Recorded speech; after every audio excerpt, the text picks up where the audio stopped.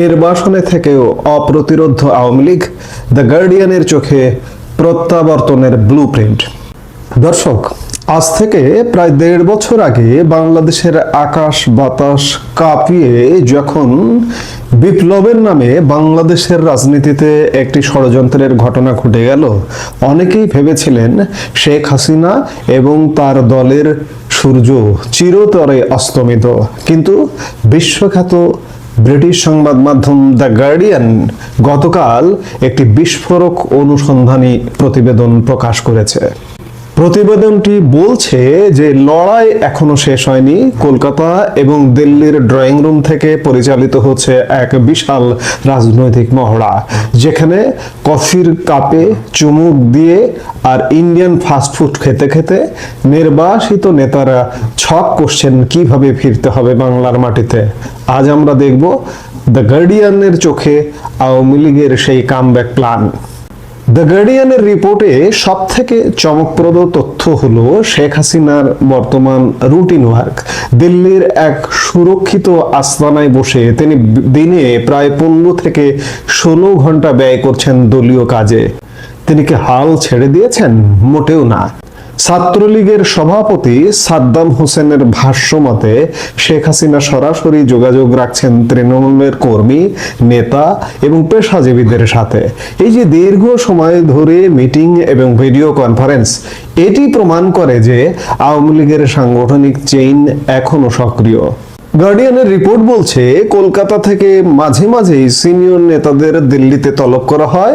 উদ্দেশ্য একটাই, আসন্ন পরিস্থিতি মোকাবেলায় দলকে প্রস্তুত রাখা। তারা বিশ্বাস করেন শেখ হাসিনা ফিরবেন এক হিরো হিসেবে। আর কটা দিন পরেই বাংলাদেশের নির্বাচন, কিন্তু সেখানে আওয়ামী লীগ নিষিদ্ধ।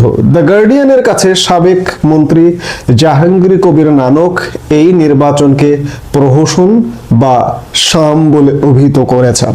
তার মতে একটি বিশাল রাজনৈতিক দলকে বাইরে রেখে যে ভোট হচ্ছে তার কোনো গণতান্ত্রিক বৈধতা নেই। আওয়ামী লীগ যখন কৌশলগতভাবে নির্বাচনের মাঠ থেকে দূরে থাকছে, তারা তাদের কর্মীদের নির্দেশ দিয়েছে ভোট বয়কট করতে। এর মাধ্যমে তারা বিশ্বকে দেখাতে চায় যে আওয়ামী লীগ ছাড়া বাংলাদেশের ভোটারদের অংশগ্রহণ কতটা নগণ্য হতে পারে। তারা মূলত অপেক্ষা করছেন অন্তর্বর্তীকালীন সরকারের ব্যর্থতার জন্য, যাতে জনমনে পুনরায় আওয়ামী লীগের প্রয়োজনীয়তা ফুটে ওঠে। দ্য গার্ডিয়ান তাদের এই অনুসন্ধানী রিপোর্টে একটি অস্বস্তিকর প্রশ্ন তুলেছে। ভারত কি আওয়ামী লীগের সেফ হ্যাভেন বা নিরাপদ আশ্রয়? প্রতিবেদনে দেখা যায় কলকাতার শপিং মলগুলোতে নির্বাসিত নেতারা খুব স্বাচ্ছন্দ্যে ঘুরে বেড়াচ্ছেন। বাংলাদেশ সরকার বারবার অনুরোধ করলেও ভারত সরকার শেখ হাসিনাকে ফেরত দেয়নি। এটি স্পষ্ট করে দেয় যে দিল্লির কাছে শেখ হাসিনা এখনো বিশ্বস্ত মিত্র। এই ভারতীয় সমর্থনই আওয়ামী লীগের নেতাদের আত্মবিশ্বাস যোগাচ্ছে যে তাদের বিচার বা নির্বাসন দীর্ঘস্থায়ী হবে না। প্রতিবেদনে একটি বিরল ঘটনাও দেখা গেছে ভুল স্বীকার। সাবেক এমপি তানভীর শাকিল জয় স্বীকার করেছেন যে অতীতে তারা ফেরেশতা ছিলেন না। ২০১৮ সালের নির্বাচন যে পুরোপুরি স্বচ্ছ ছিল না তা তিনি অকপটে স্বীকার করেছেন। পাশাপাশি দুর্নীতি ও অর্থ পাচারের অভিযোগগুলোকেও তিনি উড়িয়ে না দিয়ে বরং অনিয়ম হিসেবে মেনে নিয়েছেন। এটি একটি বড় রাজনৈতিক চাল। আওয়ামী লীগ এখন চেষ্টা করছে নিজেদের ভুলগুলো স্বীকার করে জনগণের কাছে একটি রিফর্ম বা সংস্কারকৃত দল হিসেবে উপস্থাপন করতে। তারা এখন মানবাধিকার, বাক স্বাধীনতা এবং বিচার বিভাগের স্বাধীনতার কথা বলছে, যেগুলো একসময় তাদের শাসনের বিরুদ্ধে তোলা অভিযোগ ছিল। দ্য গার্ডিয়ান বলছে ডক্টর ইউনূসের অন্তর্বর্তীকালীন সরকারও এখন কঠিন সমালোচনার মুখে। মব ভায়োলেন্স, সাংবাদিকদের উপর হামলা এবং আইন শৃঙ্খলা পরিস্থিতির অবনতি আওয়ামী লীগকে সুযোগ করে দিচ্ছে। দলটির নেতারা মনে করছেন পরিস্থিতি যত খারাপ হবে মানুষ তত বেশি তাদের আমলের স্থিতিশীলতার কথা মনে করবে। তাদের পুরো কামব্যাক প্ল্যান দাঁড়িয়ে আছে বর্তমান সরকারের সম্ভাব্য ব্যর্থতার উপর। তারা বিশ্বাস করেন অন্ধকার দিন খুব দ্রুতই কেটে যাবে।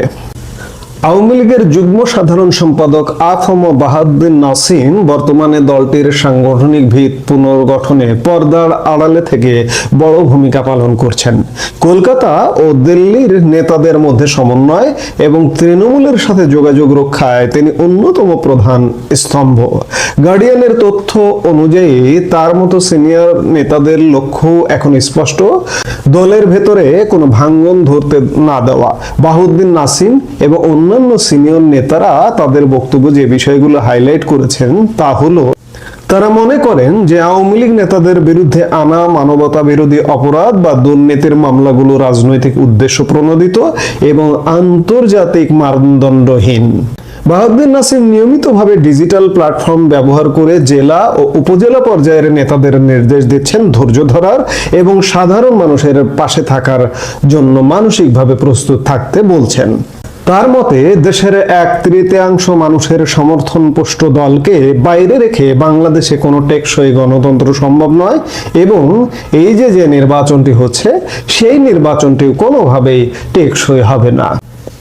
নেতারা বোঝাতে চাইছেন যে আমরা পালিয়ে যাইনি, আমরা কৌশলগত কারণে নিরাপদ দূরত্বে আছি যাতে কর্মীরা দিক নির্দেশনা পায়।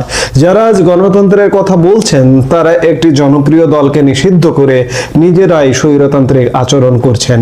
ইতিহাস সাক্ষী আছে, আওয়ামী লীগকে যতবার নিশ্চিহ্ন করার চেষ্টা করা হয়েছে তারা ততবারই শক্তিশালী হয়ে ফিরে এসেছে। দ্য গার্ডিয়ানের এই বিশদ প্রতিবেদন আমাদের সামনে একটি কঠিন সত্য তুলে ধরেছে যে রাজনীতিতে কোনো কিছুই চিরস্থায়ী নয়, আবার কোনো কিছুই শেষ কথা নয়। আজ থেকে 1.5 বছর আগে যে দলটিকে ধ্বংসস্তূপ মনে করা হয়েছিল সেই আওয়ামী লীগ আজ সীমানার ওপার থেকে অত্যন্ত সুসংগঠিতভাবে ঘুরে দাঁড়ানোর ছক কষছে। একদিকে শেখ হাসিনার 16 ঘন্টা বিরামহীন কর্মযজ্ঞ, অন্যদিকে বাহাউদ্দিন নাসিম, জাহাঙ্গীর কবির নানক বা সাদ্দাম হোসেনদের মতো নেতাদের হার নামানো মানসিকতা। সব মিলিয়ে আওয়ামী লীগ একটি বার্তায় দিতে চায়, আমরা ফুরিয়ে যাইনি। তবে প্রশ্নটা থেকেই যায়, ক্ষমতার গত 15 বছরে যে ক্ষোভ মানুষের মনে দানা বেঁধেছিল, যে কর্তৃত্ববাদী আচরণের কথা খোদ দলের নেতারাই আজ স্বীকার করছেন, মানুষ কি তা এত দ্রুত ভুলে যাবে? নাকি বর্তমানের অস্থিরতা আর অনিশ্চয়তা মানুষকে আবারও সেই চেনা পুরনো নেতৃত্বের দিকে ঠেলে দেবে? ইতিহাসের চাকা কি আবারও উল্টো দিকে ঘুরবে? শেখ হাসিনা কি সত্যিই বীরের বেশে ফিরে আসতে পারবেন, নাকি এই কামব্যাক প্ল্যান কেবলই নির্বাসিত নেতাদের টিকে থাকার শেষ চেষ্টা? আগামী 12 ফেব্রুয়ারি নির্বাচন এবং পরবর্তী রাজনৈতিক প্রেক্ষাপটই হবে এই প্রশ্নের চূড়ান্ত আদালত। রাজনীতির এই খেলায় শেষ পর্যন্ত কার জয় হয়, জনগণ নাকি কৌশল? তা জানতে আমাদের নজর রাখতে হবে আগামী দিনগুলোতে।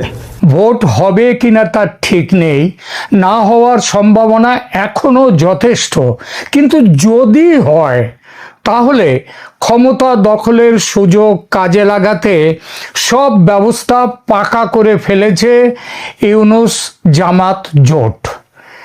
আমার এই কথা শুনে কেউ বলতেই পারেন, এটা কেমন কথা? ইউনূস তো রাষ্ট্রপ্রধান, তার অবস্থান তো নিরপেক্ষ, তিনি কবে কখন জামাতের সঙ্গে জোট করলেন? এমন কথা যদি কেউ বলেন, তাকে বাংলাদেশের ব্যাপারে কিচ্ছুটি তিনি জানেন না, এটা বলতেই হবে। এই যে ন্যাশনাল সিটিজেন্স পার্টি বা এনসিপি, এটা তো ইউনূসের নিজের পার্টি, তাই তো এর নাম কিংস পার্টি। এই দল যখন জামাতের সঙ্গে জোট করে তখন ইউনূস জামাত জোট ছাড়া কিছু বলা যায় কি?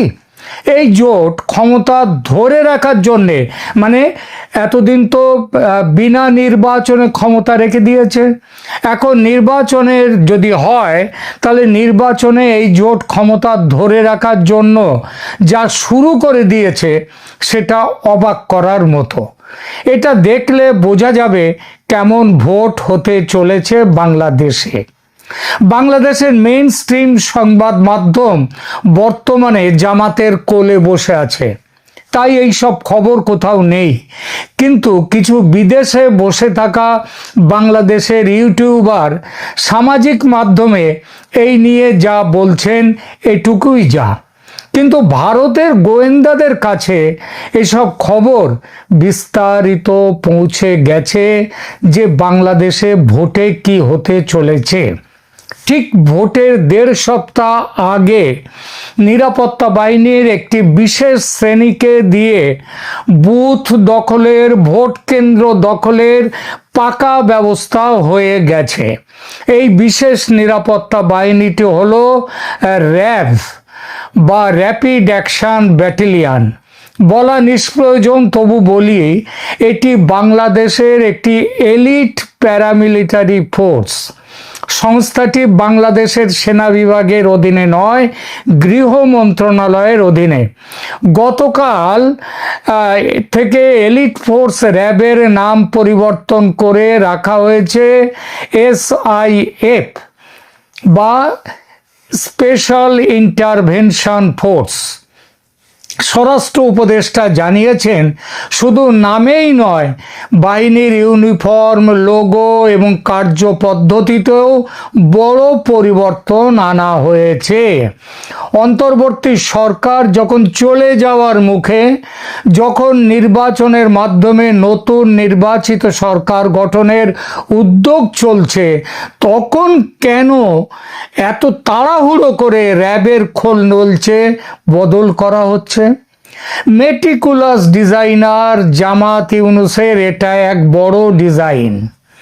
সেই ডিজাইনের আলোচনার আগে দেখা যাক, এই যে নির্বাচন অনুষ্ঠানের কথা চলছে, সেখানে দেশের নিরাপত্তা বাহিনীর সদস্যদের কিভাবে ব্যবহার করা হবে। নির্বাচন কমিশনের চূড়ান্ত পরিকল্পনা অনুযায়ী এবারের নিরাপত্তায় প্রায় 8 লক্ষ সদস্য মোতায়েন থাকছেন। বিভিন্ন বাহিনীর ভূমিকা এরকম।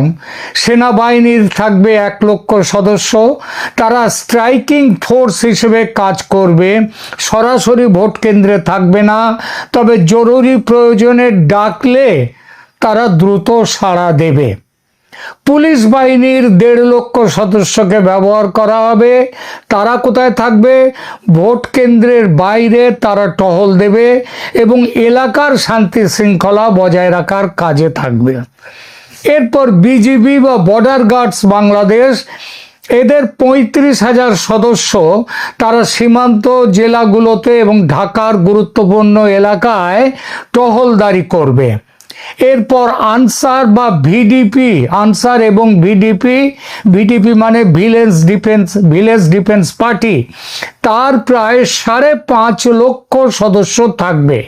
প্রতিটি ভোট কেন্দ্রের অভ্যন্তরীণ নিরাপত্তা এবং ভোটারদের লাইন নিয়ন্ত্রণের প্রধান দায়িত্ব এদের হাতে, মানে এরা থাকবে বুথের ভেতরে। এদের হাতে সাধারণভাবে কোনো আগ্নেয়াস্ত্র থাকবে না। র্যাব বা পরিবর্তিত নাম SIF এর কথায় এবার আসি। SIF এর সদস্য সংখ্যা মোট 12,000-এর মতো।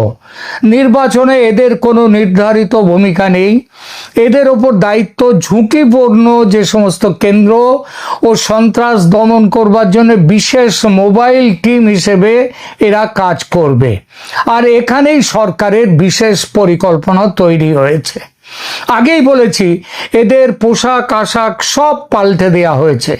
এই পোশাক পরিবর্তনের পেছনে একটা খুব বড় খেলা কাজ করছে। সেই খেলা যে খুব একটা গোপন রাখা গেছে তা নয়। খবর পাওয়া গেছে SIF এর সদস্যদের জন্য নতুন পোশাকের যত লাগবে তার অতিরিক্ত 20,000 অতিরিক্ত পোশাকের অর্ডার গেছে। এই অতিরিক্ত পোশাক দেয়া হবে কাদের জন্য আনা হচ্ছে? জামাত NCP জোটের যে বিশেষ হারমাদ বাহিনী আছে তাদের জন্য। তারা এই ইউনিফর্ম ব্যবহার করে বুথ দখলের জন্য নির্দিষ্ট ভোট কেন্দ্রগুলোতে গিয়ে হাজির হবে, হামলা চালাবে। এই গুজব, মানে এটা যে গুজব বা অমূলক আশঙ্কা তা কিন্তু নয়।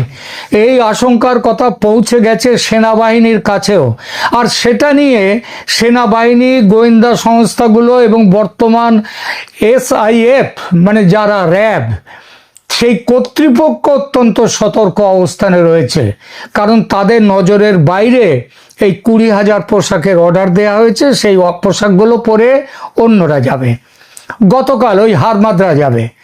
গতকাল 3রা ফেব্রুয়ারি গাজীপুরের BRRI সম্মেলন কক্ষে 3 বাহিনীর প্রধানের এক গুরুত্বপূর্ণ বৈঠক হয়েছে।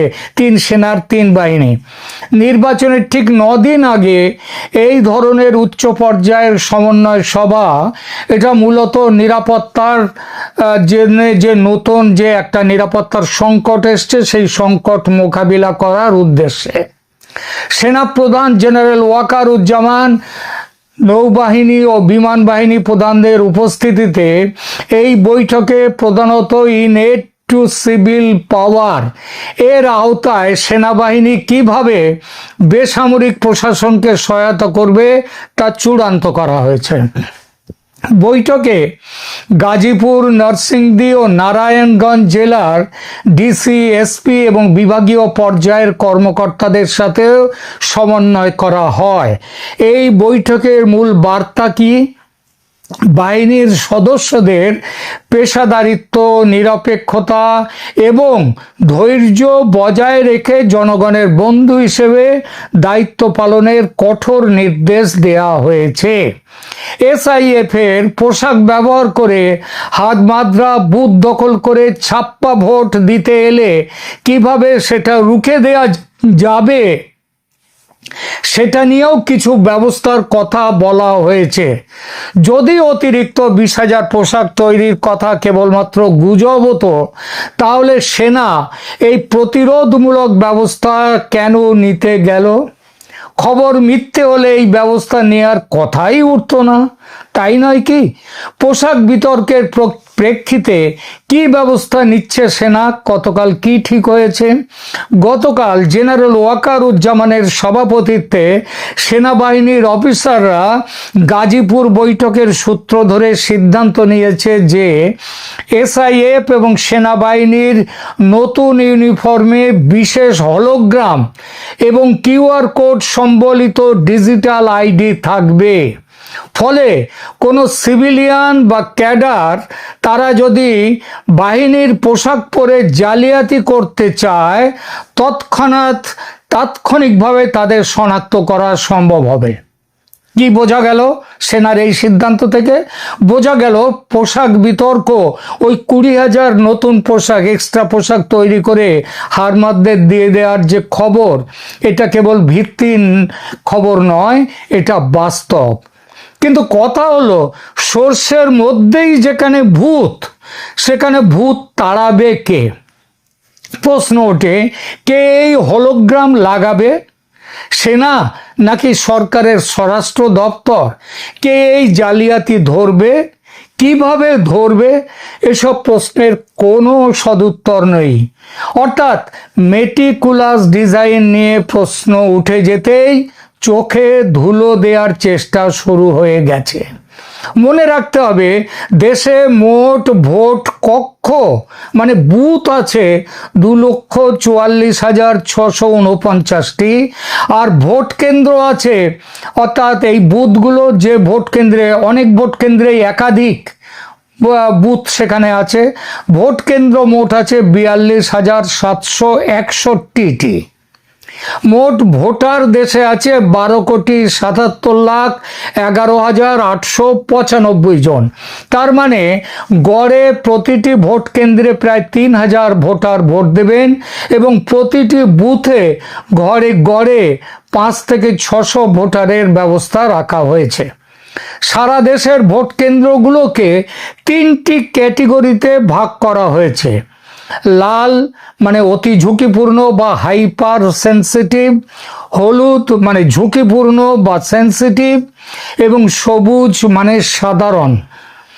নিরাপত্তা সূত্র মতে 42,761টি ভোট কেন্দ্রের মধ্যে হাইপার সেন্সিটিভ ভোট কেন্দ্র প্রায় 21,000, সেন্সিটিভ বা ঝুঁকিপূর্ণ ভোট কেন্দ্র প্রায় 16,359, আর নর্মাল বা সাধারণ ভোট কেন্দ্র মাত্র 5,000-এর মতো। এতেই বোঝা যাচ্ছে কোন উত্তেজনাকর পরিস্থিতির মধ্যে ভোট হতে চলেছে বাংলাদেশে। জামাত জোটের কাছে এবারের ভোট হলো তাদের ক্ষমতায় দীর্ঘ সময়ের জন্য থাকার শেষ আশা। জিতলে বাঁচবে, হারলে মরবে, পালাবার পথ নেই। চারদিকে, 3.5 দিকে ভারত, আর একদিকে বঙ্গোপসাগর, সুতরাং পালাবার পথ নেই। তাই তাদের মন্ত্র হচ্ছে করেঙ্গে ইয়া মরেঙ্গে। এই স্লোগানটা করেঙ্গে ইয়া মরেঙ্গে, এটা ইংরেজের বিরুদ্ধে স্লোগান দিয়েছিলেন গান্ধীজি। তবে জামাত জোটের পথ কিন্তু গান্ধীর পথে নয়, গান্ধীবাদী পথ নয়, তারা লড়কে লেঙ্গে বাংলাদেশ। বিএনপি এতদিন নেতৃত্ব সংকটে ভুগেছে। বিএনপির সাধারণ পরিচয় খিচুড়ি দল। এই দলের আদর্শ হিন্দি ফর্মুলা ছবির মতো, রাগ, দুঃখ, ফাইট, প্রেম সবকিছু ফর্মুলা মাফির এক এক চামচ করে নিয়ে আসা, সব দিক থেকে এক এক খাবলা মশলা নিয়ে তৈরি হয়। এখানে বিএনপিও তৈরিও ঠিক সেইভাবে। এখানে মুক্তিযুদ্ধের পক্ষ আছে, মুক্তিযুদ্ধের বিপক্ষ আছে, ধর্মনিরপেক্ষতা পক্ষ আছে, আবার গোঁড়া ইসলামী পক্ষ আছে, পাকিস্তানপন্থী আছে, আবার পাকিস্তানের বিরুদ্ধপন্থী আছে, ভারতপন্থী আছে, আবার ভারত বিদ্বেষী আছে। এই দলটি মাঠের লড়াইয়ে নেমেছে অনেক পরে। তারেক রহমান দেশে ফেরার পরও বেশ কয়েকদিন নাকে সর্ষের তেল দিয়ে ঘুমিয়েছে। ততদিনে জামাতের ঘর গোছানোর কাজ শেষ। সেজন্যেই জামাত জয়ের স্বপ্ন দেখছে, জয়ের দোরগোড়ায় পৌঁছে গেছে ভাবছে তারা। এবং সেটা ভাবনাটা খুব একটা মিথ্যেও নয়, এখন শুধু দরজা খোলার অপেক্ষা। সে কাজটুকু করার জন্য সব কিছু করতে তৈরি জামাত। এই সব কিছু বলতে কি, SIF এর পোশাকে নিজেদের হারমাদদের দিয়ে ভোট কেন্দ্র দখলের প্ল্যানও আছে। তা সেই কেউ স্বীকার করুক আর নাই করুক। ওয়াকারুজ্জামান গতকাল গাজীপুরের বৈঠকে এ নিয়ে উদ্বেগ প্রকাশ করেছেন, প্রতিরোধমূলক ব্যবস্থা নেওয়ার কথা বলেছেন। তবে গত 1.5 বছর তার নিজের যা ট্র্যাক রেকর্ড দেখেছে দেশের মানুষ, তাতে কোনটা তার মুখ আর কোনটা তার মুখোশ, তা নিয়ে মানুষের বিস্তর সন্দেহ। 12ই ফেব্রুয়ারি কি ঘটবে দেশে, সেটা জানেন কেবল পরম করুণাময়।